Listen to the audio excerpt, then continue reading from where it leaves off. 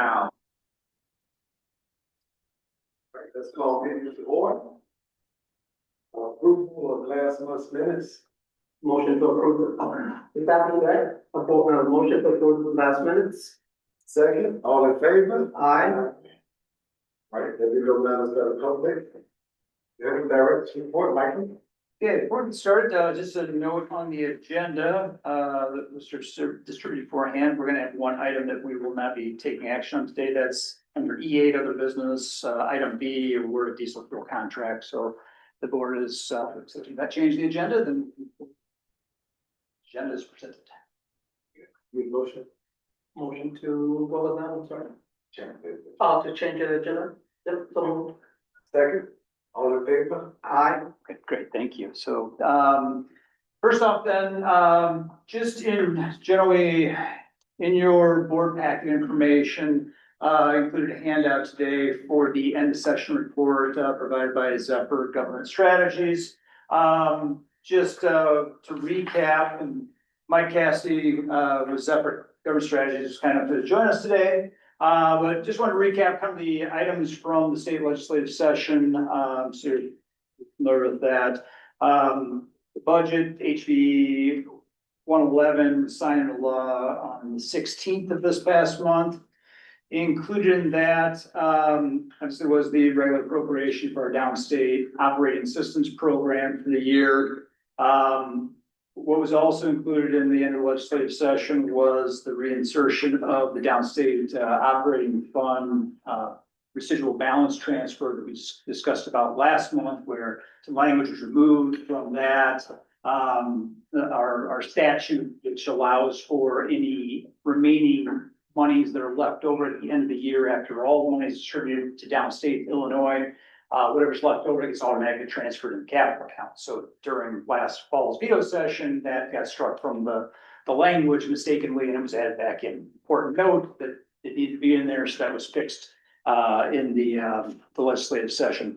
The other thing that was corrected was that the downstate public transportation portion of the state sales tax and motor fuel that gets deposited directly into that downstate fund. There was no language that or mechanism in place that allowed for that money to get transferred in that account. So that language was updated and corrected as part of a trailer bill that passed the state as well. So a couple of important items just from the standpoint of how money flows and gets deposited in the account that were corrected. Unfortunately, two items were not addressed during the legislative session this spring. One was a correction from what our Downstate Transit Association feels was a reduction in the annual appropriations for downstate transit. Everyone's appropriation was reduced, well, not everyone, but majority of large urbans were reduced in this last budget cycle. And, you know, it was an application of some language that was passed in the fall session that I got administered. Association felt unnecessarily, and so it was an item legislative piece that we thought would get included in the spring session, get corrected to reinstate the appropriations to the levels that they were in FY26. That didn't happen. So we're hoping and anticipating that matter gets taken up in the fall veto sessions. We're looking forward to that being corrected.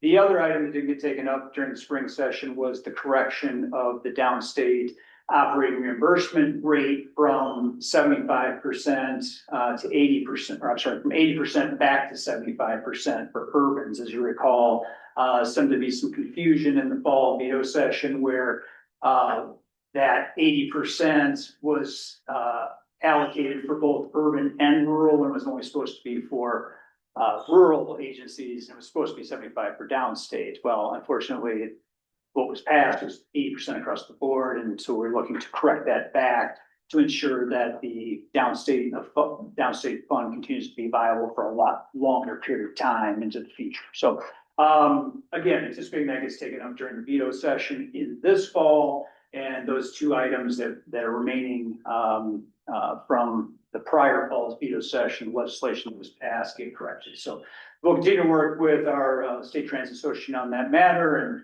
hopefully get those items addressed in the fall. One additional item that I will note that did get passed as part of the spring session was a DCO grant in the amount of $200,000 was appropriated to RMTD for capital expenditures, particularly for bus stop shelter purchases. And so that was a member project from Representative Bella's office that was included in there. And so hopefully we'll be hearing from DCO on that moving forward. As you recall, back a couple of years ago, Rep West had done the same for us, and we're in the process of procuring those shelters. They're currently on order. We're hoping for delivery of those this fall. So I want to thank Representative Bella for that. Moving on to the federal side, the Transportation Infrastructure Committee passed their version of Surface Transportation Reauthorization Act, the Build America Act. Currently, the bill is pending floor consideration potentially this July. Currently, nothing's on the schedule for Senate committee activity on that. So with the election coming up, who knows what's going to happen, but we're not optimistic that we're going to see anything before the fall elections on that. As a result, then the fiscal year 27 transportation appropriations work continues at the House level. They have the committee approved a transportation bill for floor consideration. Currently, the bill is anticipated to be on the floor in July. The Senate's begun their process as well. And so essentially, if nothing happens, which we're not optimistic anything will happen with the Reauthorization Act, they'll move forward with the Appropriations Act for the next fiscal year to fund the government. What will likely happen is the current Surface Transportation Act that's expiring will continue as a continuing resolution, but unfortunately, what will happen for transit nationwide is probably at a lower level. So something we'll continue to watch. Both the American Public Transportation Association and the Bus Coalition, two entities that we work with for federal legislation, will continue to work with legislators to continue to advocate for as much funding for public transportation as possible. So we'll keep you up to date on that. With those two items, unless there's any questions, I was going to turn it over to Mike and just to touch base and follow up on the state piece, if you have anything to add. So, Mike. Should I sit anywhere or is this good? That's good. Okay. Michael Cassidy, I met you, I've not had a chance to meet you. Mike Stubby approached me and said, we come to the board meeting, jumped at the opportunity, jumped so much that we, of course, went downtown and got the east side, so we're starting a little late. But I have been in this facility before, as Mike had said, quite a time dealing with transit, not only from the state and federal level, as this board and this body knows, we get a transit reform package almost every 2 decades. And so what we saw building up to what just came through the General Assembly was actually pretty tremendous. Revenue ideas that were floated to potentially even tax or add fees and fines to Rockfordians was not successful besides the tollway. And so we're very fortunate that Mike has leadership role at IPTA, or very closely with IPTA, and as you can see, very knowledgeable about a lot of this stuff here. In review, kind of what does the lobbyists do, right? I always joke about these types of things. I have young kids and explain to my kids what we do. Sometimes it's not that easy, but I see, as Mike said, there's kind of 2 areas we play in: state and federal. I'd say a lot of things we do in both are very similar, but often different. Legislative, right? So if there are bills introduced, for example, there have been mandates for electric buses that we had to manage to say, electric buses are great, but there's an unfunded mandate, maybe a place like this facility here might not be as well funded. There have been challenges about considering carrying a seal on mass transit, right? So at times we often compete with some of our downstate transit facilities, but also the RTA service region soon need as well. So we do legislative items, we do budget appropriation items, which Mike just kind of articulated things that we visited on downstate operating assistance program, as well as transit formulas revisited, right? So it's legislative, it's appropriate when it comes to budget. And Mike also referenced this too, is that I think our role, which we love additional feedback, is if we're able to secure capital dollars, right? Things that help build this facility. This has some state and federal funding as well. So kind of 3 buckets in 2 different spaces. Any good lobbyist is quick to say that at times we do our work, we're very grateful for our delegation. We have a bipartisan delegation.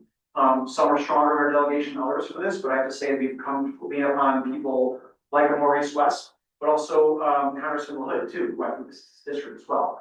So the chance that we've had to have folks also like Congressman Sorensen come and visit, the proactive visits are tremendous, right? I think at times these other areas have a lot going on. They see something that's tangible, we can see all this stuff, it can be right now. I would say overall, our delegation's been responsive. Mike Stubby's been down in Springfield quite often, of course, invite him to these facilities too. So our perspective is we are ready for the opportunity to be working with this entity for quite some time. And places like this didn't exist. And Mike walked me through the downtown center, which I was there for the kind of ribbon cutting, I guess, per se, when we had governor, we can help facilitate bring out, as well as a new secretary of IDOT. And so where this district has come even from my start is tremendous. But mass transit's of course under attack. And I think there's always going to be fiscal challenges that might lay out not only on the federal side, but these continuing resolutions, also on the state side. So I'm really hopeful that this huge transit package that just came through is a really strong sign. We have some sort of resolution to it, but there's, work that's not done. And there are things we need to continue to push on. And so we are working a roll call. Mike and I worked a roll call, which is basically county votes. When we talked about our delegation, we were talking to other people, other parts of the state about the transit package itself and educating them about what it means for downstate and whatnot. So I believe this is a leader when it comes to downstate, and I'm here for the opportunity, but also here to answer questions. Also kind of a hands-on person. So Mike and I talk a lot. Orlando and I have a great relationship, but if there's ever a time you want to text, call, especially if there's ever a chance you want to come down to Springfield today, or if we have those legislators on site or congressmen on site, we have some new folks coming on board, right? U.S. Senator Julian Stratton, who's been in Rockford. I think she came to our ribbon cutting for the downtown facility, right? So we continue to invest in some of those relationships, and even if they've done it before, Maurice West rode a bus in this parking lot, what, 3 years ago, 4 years ago? 2 years ago. 2 years ago? And there's some legislators who haven't done that, so if that still exists, I think it's an easier ask when we show them what they're putting their effort behind. If it exists, but nice to meet you guys both. I've obviously met you before. Nice to meet you as well. Appreciate the opportunity and sorry for that. Thank you. So thanks, Mike, appreciate it. And also Jeremy W., who worked closely with Mike, and they support us in all of those legislative activities. So, so there's no other questions. We'll move on via the agenda. So first off, then we've got E2 finance, payment of bills, including your packet for AGHL services rendered through May 31st of 2026, and Williams McCarthy services rendered through May 22nd of 2026. For any questions on either one of those? If none, then we'll move on to the approval of the accounts payable invoices. I'd like to call your attention. We included a memo in this month's, it's associated with the approval of accounts payable, noting that there was a change order that was processed and was included in the total amount for Scandrolli Construction this month. So Scandrolli Construction, the total amount was $1,381,511.33. And a portion of that is associated with a delay claim that Scandrolli filed and was processed through our owner's rep and our architect. And this goes all the way back to the initiation of the project. And then we just basically outlines the factors involved as we kicked off the project, the problem with the soils and sewer lines and the fiber lines and all of these things that we started with that caused some extensive delays to the project. And because of those delays or things that were factored in by Scandrolli and then cost them time and money associated with their mobilization, kicking off the construction. So as our owner's rep and architect vetted through all of the reasons and the items and calculating whether any of those delay claims were justified, they settled on a total amount of $168,771.69 that were justified.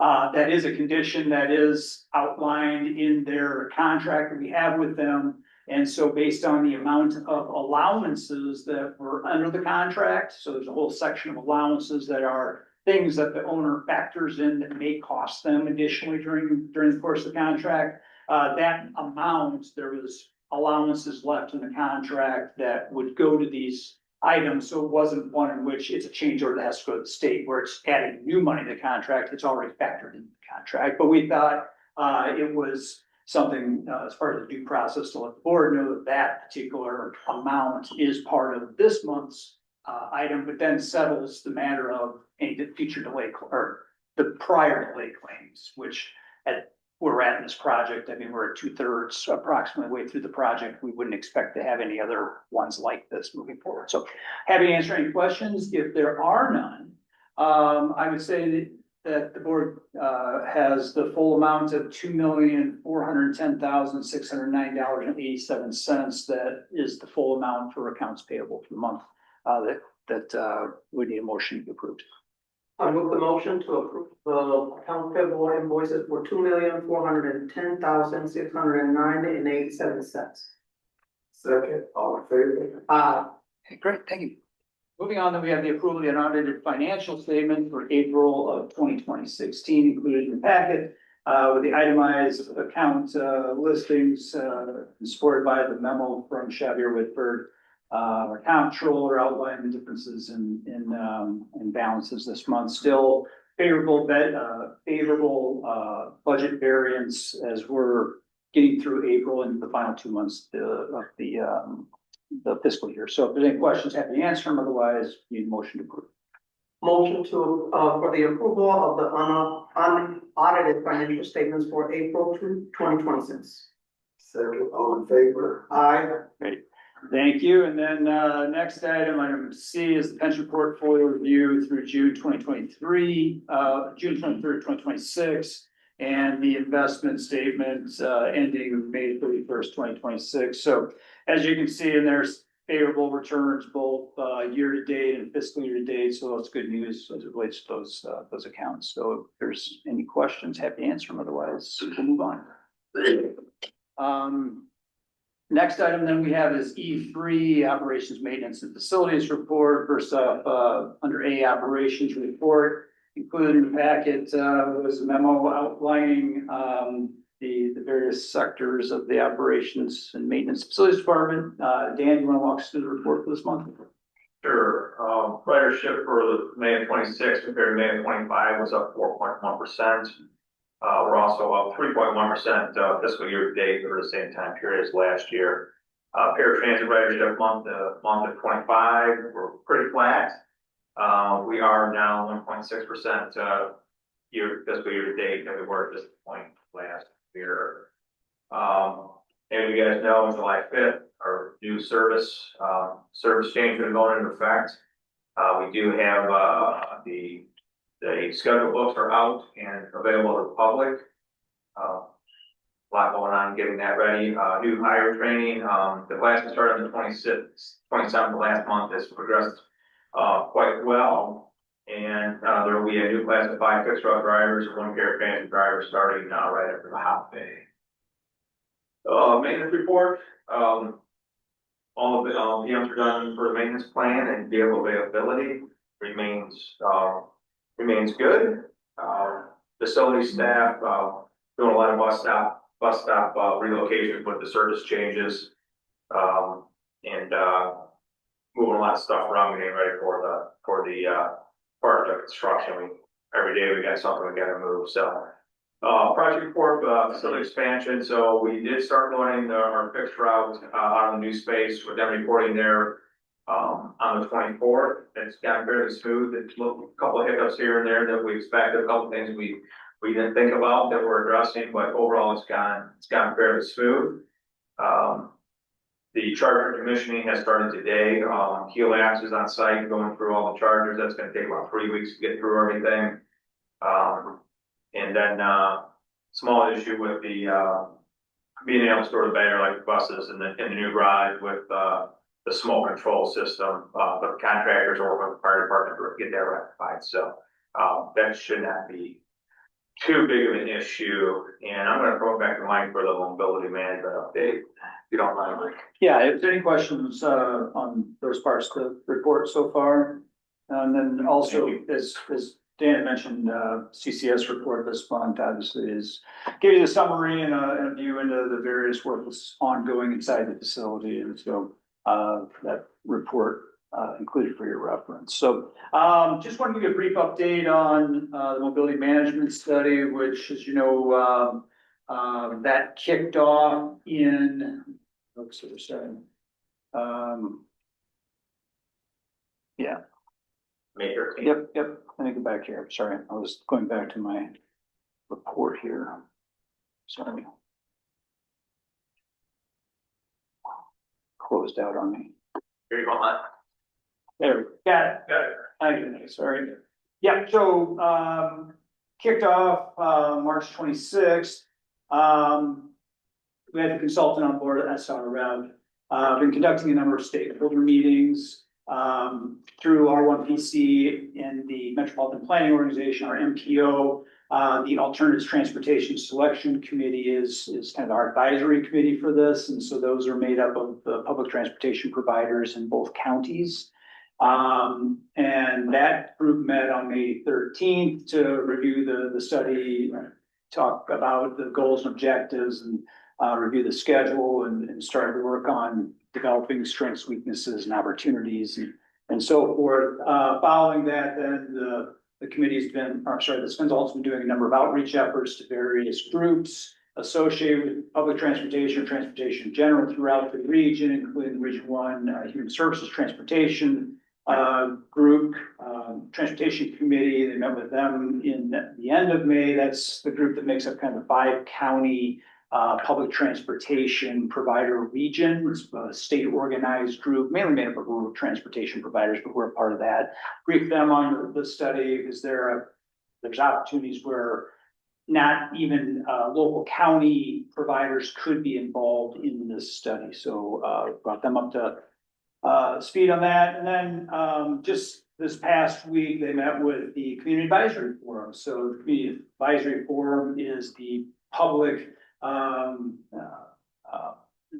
group made up of from the R1PC group that they do all public outreach with. So it's part of their planned process. So various matters and studies that come about in the region, in the community, at some point in time, as part of the public participation process, it goes to the Community Advisory Forum for input, feedback, and really a value piece of the process. And so the consultant met with them, really good.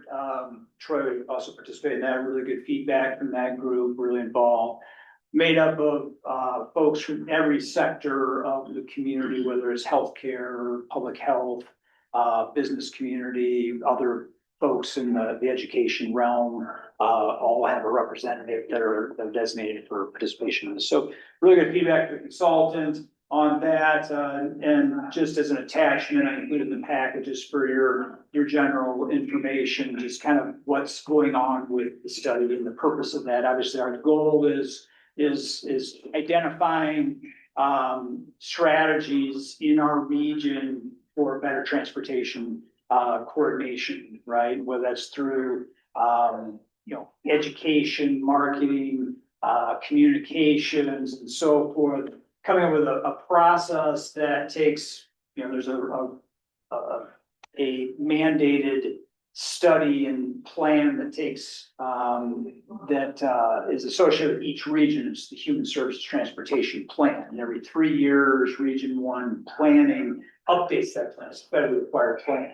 And from that plan, there's a number of recommendations that come from that plan, and there's really no kind of mechanism to implement those recommendations. So we identified this process as a way that we could take, and it doesn't only involve us, it involves everyone in the transportation, public transportation, nonprofit, social service transportation fields. This study that we're conducting, the intent of that is to develop a way that we can figure a way to implement those recommendations and identify priorities of implementation within that, all in an effort to look for better ways to coordinate and market, communicate, and so forth, all of the ways that it's being delivered in our region. So a big effort around coordination and outreach on this. And so it's moving as we planned and per schedule. Our next steps, June, July, looking at identifying high priority management activities, techniques for implementation. In August and September, develop draft recommendations. And by December, we should have a draft final report. And then from there, look at our path forward into how we implement those things in FY 27 or fiscal year 27, I should say. So that's what's going on with that, and happy to answer any questions. If there's other things as you go through and review that offline after the meeting, please feel free to reach out to me and we can talk further about that. But good work going on, a lot of good outreach, coordination, and activities taking place with our consultant and our community at large. So if nothing else, we'll keep going through the agenda then. Into the E4 Human Resources Report, item A is the claims history for May 2026. As you can see, good news there. We know that this fluctuates up and down every single month, but positive variance fiscal year to date on that number. And then in this past May, we were down compared to last year as well. So good news there. Things can completely change over the last 2 months or the last month of the fiscal year, but at least for now, it's good news for that. Any questions on that report? If not, we'll keep moving then. Marketing report. So including your packet was the marketing report for the month of May. Orlando, would you like to walk us through that? Yeah, good month to get out and about. Starting internally with an employee event. We got a taco food truck that came on one site and gave me tacos to all employees. So about 110 employees engaged with that, around 180. So that's pretty good numbers. I think the tacos were really good, right? Right. Yeah. So they enjoyed that. That was internally, and then we had a couple opportunities outside in the community. Had a big touch of truck event with the Discovery Center. 1,300 kids. I think we kind of briefly talked about that a little bit, but came out and got to see our trial in our battery electric vehicles. Had a great time. As you see, I included in the memo pictures. Just a lot of fun time, just educating parents and children about how we deal to on a world level, but kind of them being able to see and feel our vehicles. And then lastly, me and Troy got the opportunity to go to a senior citizen home and explain how senior rides work out here, transit work, and how they can get involved. Some are already signed up, so just taking on applications and educating them on how they can move around a little bit better. So yeah, a lot of getting out and about and really getting into the community during these summer months. That's also important. So any questions?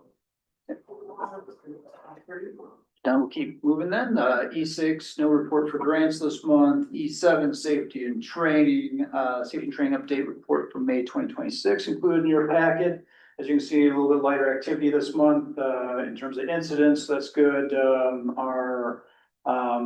Our performance data is tracking in line with our goals, so that's positive. And then finally, annual required training is ongoing for our various programs, OSHA-related programs. Any questions there? If none, keep moving then. On to E8, other business. First item A is award of Port Explorer for non-revenue operations support. So memo in your packet regarding that. Dan, you want to walk us through that? Sure, yeah, as part of our service expansion start on next week here, we needed a vehicle to shuttle drivers from downtown onto their locations on the bus. This helps us not have quite as many vehicles. Before, we would take a bus from downtown and they would drive out and there's an overlap, and sometimes that could cause us issues with having buses available for service. So work with Eric and Cedric and Mike and I, we kind of figured out how we could do it. We could shuttle drivers out in a vehicle. We got that worked out, but we really need another vehicle to do it. So we had some federal funds to be able to purchase a Ford Explorer from off a Sourcewell contract that's held by Sutton Ford out of the suburbs. So the base price for the vehicle was $38,553.80. I did upgrade the floor mats to some nice rubber mats. Bringing the final cost to $38,712.20. Be all federal funds, no capital will be used. So I'm requesting the board to approve awarding purchase order to Sutton Ford in the amount of $38,712.20 for the vehicle. Motion to purchase, approval of the award of the purchase order to Sutton Ford in the amount of $38,712.27 for the purchase of the Ford Explorer. Second. Aye. Thank you. Okay, thank you. And as I mentioned, we removed the fuel contract for this month, so, next item is, executive session. So before we get to that, next meeting scheduled Thursday, July 23rd, 3:30.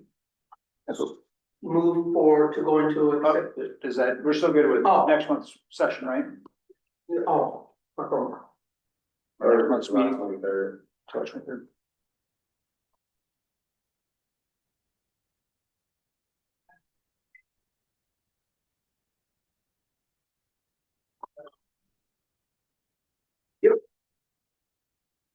Yep. Aaron's for it. Oh. We go that day, So, motion to, then Orlando can do. All right, so to head to executive session to discuss pending litigation matters pursuant to 5 ILCS 120/2C C11 of the Illinois Open Meetings Act. motion to move into executive order. Second, all in favor? Aye. Sorry. Am I moving the motion to get out of executive? Okay. Move the motion to exit executive session. Second, all in favor? Aye. And then I move a motion to adjourn. Second, all in favor? Say aye. Aye. Aye. Then take your job.